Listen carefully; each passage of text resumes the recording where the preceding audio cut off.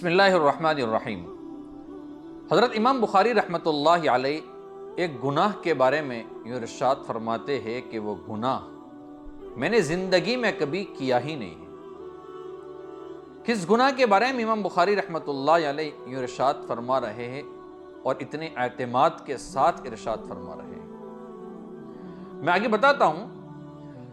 حضرت امام بخاری رحمۃ اللہ علیہ کو میرے دوستو کون نہیں جانتا ہے۔ حضرت امام بخاری رحمۃ اللہ علیہ کو اللہ رب العزت نے عجیب و غریب صفات سے آپ کو نوازا تھا۔ آپ کی امانت داری، للہیت، اللہ کا خوف۔ کتابوں کے اندر ایک واقعہ موجود ہے، بڑا حیران کر دینے والا واقعہ ہے۔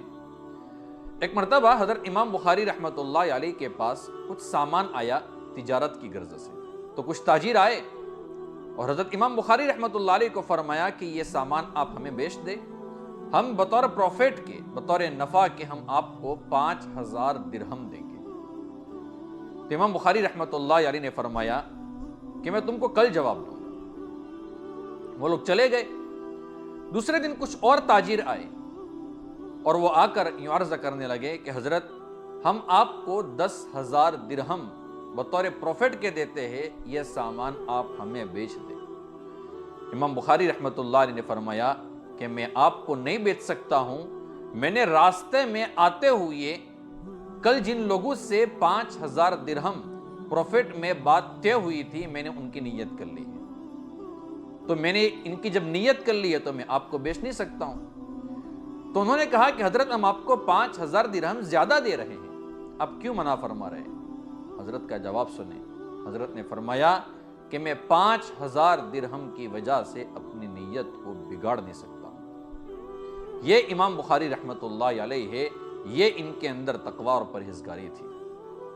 حضرت امام بخاری رحمۃ اللہ علیہ کے بارے میں آتا ہے کہ آپ کا تقوی کتنا تھا۔ جو بات میں نے شروع میں کی، حضرت امام بخاری رحمۃ اللہ علیہ فرماتے ہیں کہ مجھے امید ہے کہ جب میں اللہ رب العزت کے دربار میں جاؤں گا تو اس حال میں جاؤں گا اور اللہ رب العزت سے ملوں گا تو اس حال میں ملوں گا کہ میرے نامہ اعمال میں غیبت کا گناہ نہیں ہوگا۔ یعنی پورے اعتماد اور بھروسے کے ساتھ کہتے ہیں کہ میں نے زندگی میں کبھی غیبت کا گناہ کیا ہی نہیں۔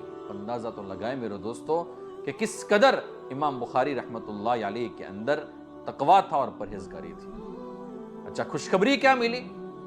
حضرت عبد الواحد ابن آدم رحمۃ اللہ علیہ فرماتے ہیں کہ ایک مرتبہ میں نے خواب دیکھا اور خواب میں نے زیارت کی رسول اکرم صلی اللہ علیہ وسلم کی۔